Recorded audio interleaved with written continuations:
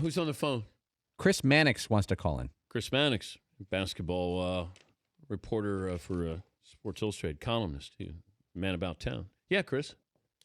I didn't want to call in. I was texted by Perloff that you may want to discuss the draft lottery changes. Okay. Or non-changes, for that matter. All right. Well, don't be so sensitive. I mean, Well, you don't call anymore, Dan. I mean, I was, I still keep in my DVR the show where you said that Woj was the best NBA writer out there, and investigative. Fair enough. Okay. Is Adrian Wojnarowski the best NBA investigative? Yes. Okay. He's the best, but hearing it from you is, it cuts deep. Okay. You have better hair than he does. I do. Okay. Which I appreciate. By the way, how did you celebrate Ricky Rubio's birthday the other day? It was festive. I'll tell you that much. It was, I shot some jump shots in the backyard. Did you make them unlike he did? I did, actually. I made 50% of them, which is something I think he'd strive for this year. But I did some of those defensive slides, which I think he's going to have to do this year. But we'll save that for a different time, though. I've got about 5 minutes blocked off, Dan, for why Ricky Rubio, which, by the way, in the NBA preview issue, he is listed as one of our breakout players. Oh, God. Listed by me. How many years? How many years have we waited for Ricky Rubio to break out? Well, I like to have this outlet, Dan. What is it going to be, like acne? Like he's going to break out in acne? That's about it. No, he is going to be a borderline all-star this year. I'm calling it. I'm calling my shot. Do you have a borderline all-star team? No, I should. I think you should. I think you should. Okay, I will give you credit on this. I think the next star of the NBA is Anthony Davis.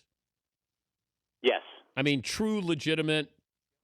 He's already there. I just don't think anybody knows about him. But I think that he's going to get to a point where he's dominating. I think this year, Dan, that team makes that kind of Oklahoma City circa 2010 kind of leap. Remember when they got to the playoffs and got waxed by the Lakers in the first round? But this is the year that all those young guys.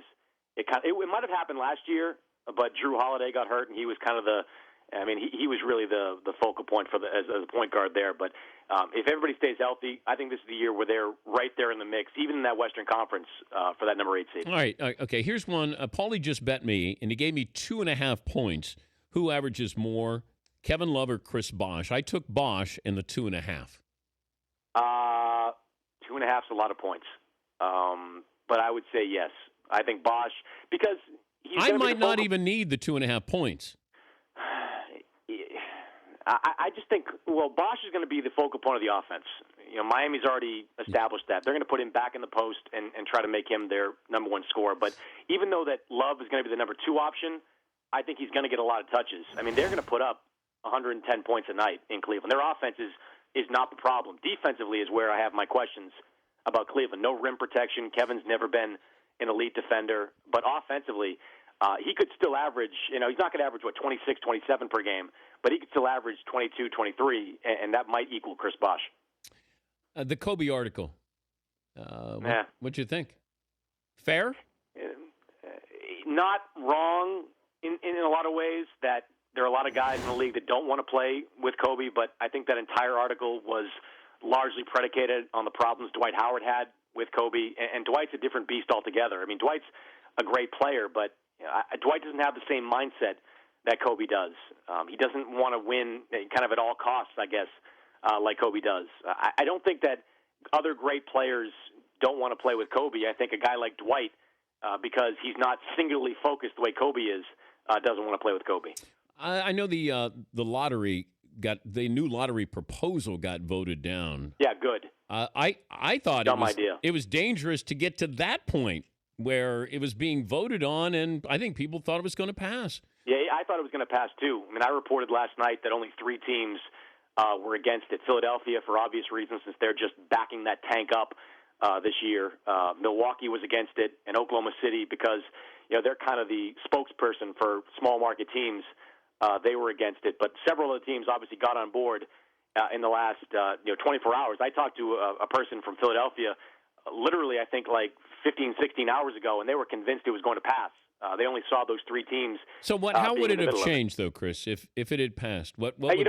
It's hard to say exactly because they didn't announce anything, but because then there were a lot of variations of what might happen. But it basically would have significantly reduced the chances of the worst team in basketball getting not just the number one pick, but a top 4 pick. In other words, you would have had a lower chance of getting in the top 3, but you know how automatically they kind of fall to number 4 if they don't get the top 3. It would have been, I think, 5 or 6 if that didn't happen. I think it's the dumbest idea in the world, and I said it at the time. The NBA has got the best draft system, I think, in all of sports.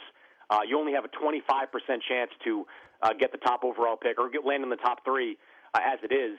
Every other sport, basically, I mean, the NHL is a lottery, but the NFL, we don't hear people complaining about that sport. Moreover, Dan, where were people in 1995? Dan, I was working for the Celtics in 95 when ML Carr was just dropping games left and right with that team. I mean, it was ridiculous. Where were the people standing up yelling back then? Now, just because Philadelphia drafted 2 guys that aren't going to play for them this year, now everybody's up in arms. I'm actually I'm surprised, but I'm really happy it didn't pass right now. Thank you, Chris. Always a pleasure, Dan. All right. That's Chris Mannix.